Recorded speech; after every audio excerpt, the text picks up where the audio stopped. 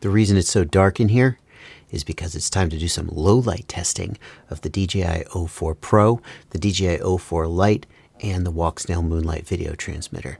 We're going to see how these guys perform in low light, and here's the kicker. We're not going to fly them. We're going to do something much more rigorous or lazy. One of the two. I'm Joshua Bardwell. You're going to learn something today. Here's the setup for today's testing. The quadcopter is pointed at the wall, and there are various things in front of the camera for it to look at. We're going to turn out the lights in the room, and we are going to turn on this photography light, which is going to be in the same location. Everything's going to be as repeatable as possible. And it is going to throw a known amount of light, a controlled amount of light at the scene. Here's the reason I wanted to do this instead of just taking these out and flying them. Because, yeah, taking them out and flying them gives you some perspective on how they might perform in the real world. But the real world is not controlled and it's not repeatable. When you see someone flying in a low light environment, how much light is there really? How dark is it? Street lights? Moonlight? You just don't know. So this is going to give us the most objective, but also in some ways like not really very real world comparison between how these cameras perform. And I think there's some real insights here. Well, you see for yourself by the end of the video. The first test is going to be with the camera in full auto exposure, auto everything.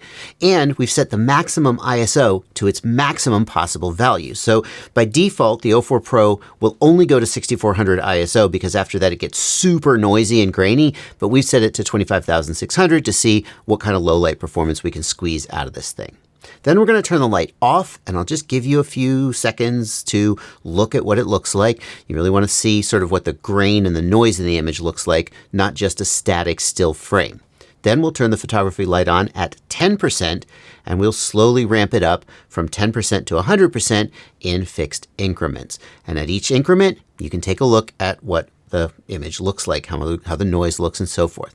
At a certain point, it's kind of just going to look good and it's not going to get any better because we'll be past that threshold where everything falls apart.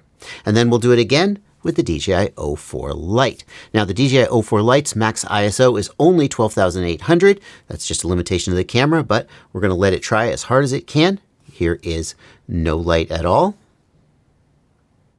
Here is 10%, and we'll just ramp that light up slowly until we get to the full 100%, and then we will take it to the next camera.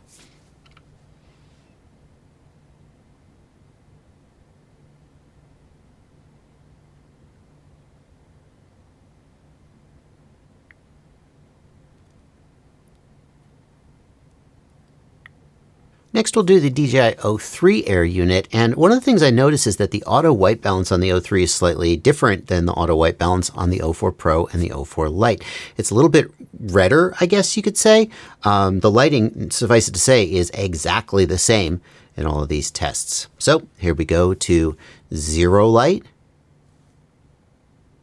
and we'll just ramp that up slowly while you take a look at the results.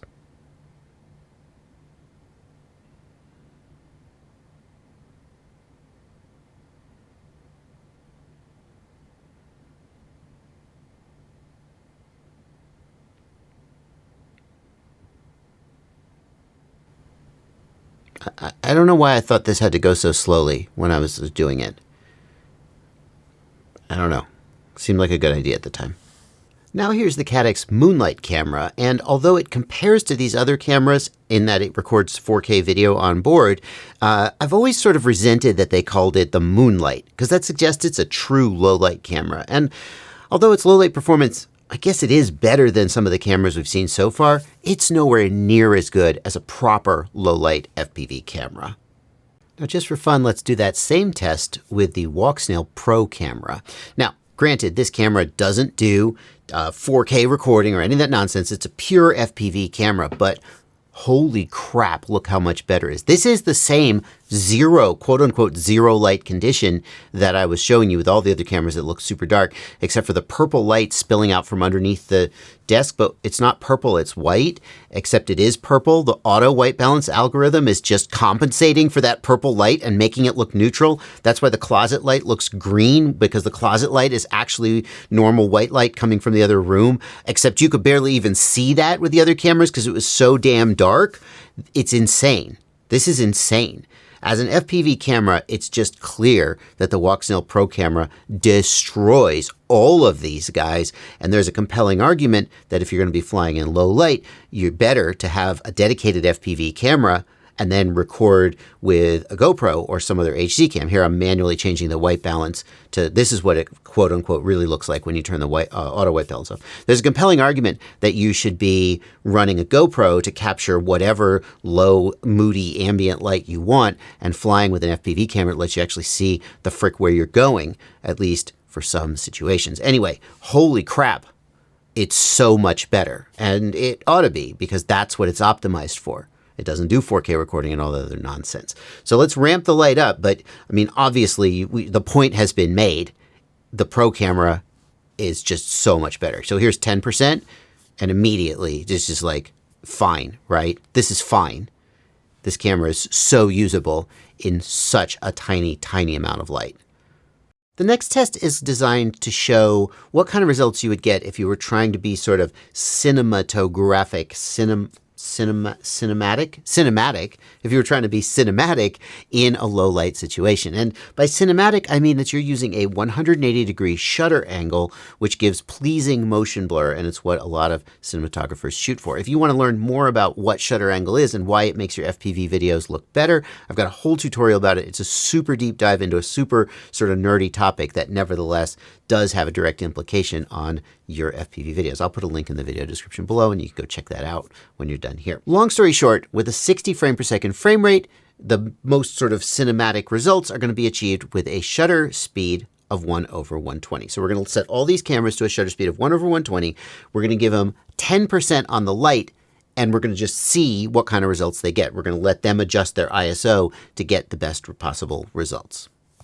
So here is the DJI O4 Pro, and it has chosen an ISO of 3200, which honestly doesn't look that bad if you ask me. There's not a lot of noise. There's a little bit of noise if you really zoom in and full screen this, but overall I think it looks decent.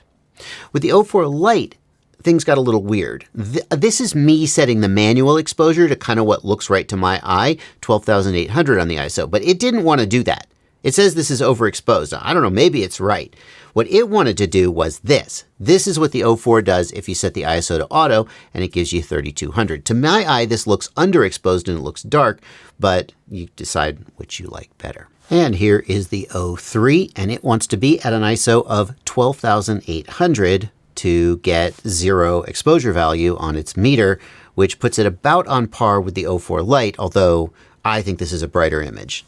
Now the Caddx Moonlight doesn't have an EV meter in screen, so I just had to go with what looked correct to me. This is the shutter 1/120, and I just tweaked the ISO to get to a value of 3200. That's what you're seeing here. Maybe it looks a little overexposed, so we're going to try 1600. To me, that looks underexposed. I think 3200 is just about right. Hey there, folks, it's Joshua from the future. I'm sitting here in editing and I'm thinking, I wish there was a way that I could get a really good, like actual scientific comparison of which of these cameras is doing better. And then I realized I have a color card. I have a test pattern in the image, and I have the tools to measure the brightness of the test pattern. And that means that I can do this. Here is the 18% gray card from the DJI O4. And it is at a brightness range. You can barely read this probably, but trust me, that is between 30 and 40 IRE. Here's the sort of brightness of that card. It's not the same, falls off from left to right, but it's between 30 and 40 IRE. Okay, great. What does that mean? Don't worry about it. Here is the Caddx Moonlight. Same ISO value, same shutter speed. So then we see that the Moonlight has a value of between 50 and 60 IRE. That means that the Moonlight is more sensitive to low light than the DJI O4 Pro. How much? What's the difference between 30 and 40 and 50 and 60? I don't know. That depends on the gamma curve and all kinds of shit that you need to be a videographer to really understand. That's out of my league. But the O4 or the Moonlight is better, which we kind of expected, right? That's what the marketing says. Here is the O4 Lite with an ISO of 3200, manual shutter of 1/120. How lucky that they ended up at the same ISO, and I accidentally did good science here, almost.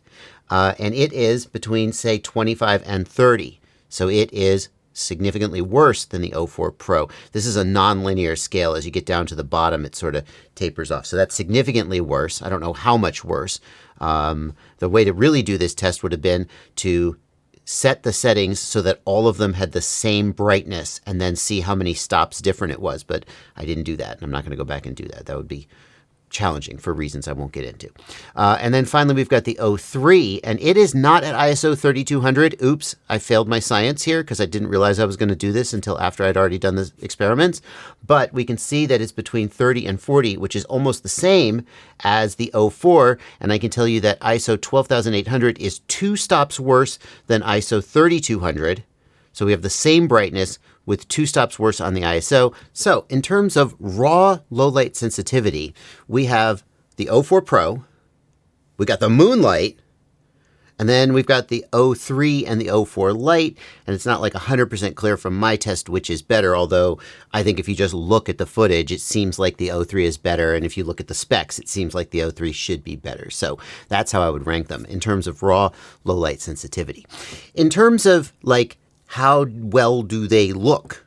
Well, that requires a little bit more subjective judgment. You can take a look at my testing to see how the sort of noise and grain pattern plays out. And of course, you can look at other people who've done real world testing. But the final thing I want you to keep in mind with these test results is that there's a lot more to these systems than just their pure low light sensitivity. And you shouldn't make a decision based only on what you see here. These are also video transmitters, right? So their ability to have range and penetration and so forth will come into play. In fact, I've got a range test that I'm going to edit next and we'll be posting to this same playlist, my DJI O4 playlist. And if you want to see a lot of other content about the DJI O4, I'll get a link to that in the video description. And in just a second, I'll put a card on screen. You can go check out other videos where I'm testing the O4 in various ways, doing setup videos, etc. The last thing I want to tell you, though, is that if you value the kind of content I'm making here, please join my Patreon. Patreon is a subscription service. Basically, you go to the website and you subscribe to me. And I get your subscription instead of, well, whatever the hell you're already subscribing to. If the kind of content I make gives you value, then maybe it's time to give some value back. The minimum subscription is just $2 a month, or you can subscribe at any level that you think is fair for the amount of value you get from my content. It's an easy way to support me, just a little $2. You even noticed $2. If today's the day you feel like it's time to give something back, then the link is down in the video description below. Obviously, that's where everything is. And if today's not the day, I just make the content. I put it out there, give it away for free, and hope that someday maybe you'll change your mind. I'll see you there. Here's that playlist, by the way. Playlist.